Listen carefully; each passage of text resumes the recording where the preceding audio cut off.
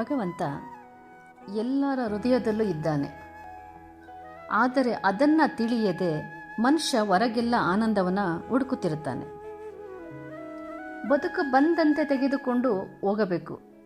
ಬದುಕಿನಲ್ಲಿ ಒಂದಿಷ್ಟು ಸಂದರ್ಭಗಳು ನಿಮ್ಮ ಪರವಾಗಿ, ಇನ್ನೊಂದಿಷ್ಟು ಸಂದರ್ಭಗಳು ನಿಮ್ಮ ವಿರುದ್ಧವಾಗಿ ಬರಬಹುದು.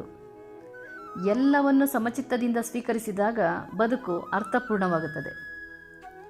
ಎಂದೆಂದಿಗೂ ನೆನಪಿಡಬೇಕಾದ ವಿಷಯಗಳೆಂದರೆ, ಆಗಿ ಹೋಗಿರುವುದನ್ನು ಬದಲಾಯಿಸಲಾಗುವುದಿಲ್ಲ. ಬೇರೆಯವರ ಅಭಿಪ್ರಾಯ ನಿಮ್ಮ ವಾಸ್ತವವಲ್ಲ. ಒಬ್ಬೊಬ್ಬರಿಗೆ ಒಂದೊಂದು ದಾರಿ. ಕಾಲ ಕಳೆದಂತೆ ಎಲ್ಲವೂ ಸುಧಾರಿಸುತ್ತದೆ. ಬೇರೆಯವರ ಬಗ್ಗೆ ನಿಮಗಿರುವ ಅಭಿಪ್ರಾಯಗಳು ನಿಮ್ಮ ವ್ಯಕ್ತಿತ್ವಕ್ಕೆ ಇಡದ ಕನ್ನಡಿ. ತುಂಬ ಜಾಸ್ತಿ ಯೋಚನೆ ಮಾಡುವುದರಿಂದ ದುಃಖವಾಗುತ್ತದೆ. ಸಂತೋಷ ಇರುವುದು ನಿಮ್ಮೊಳಗೆ, ಹೊರಗಲ್ಲ. ಒಳ್ಳೆ ಯೋಚನೆಗಳಿಂದ ಒಳ್ಳೆ ಪರಿಣಾಮಗಳು ಸಿಗುತ್ತವೆ.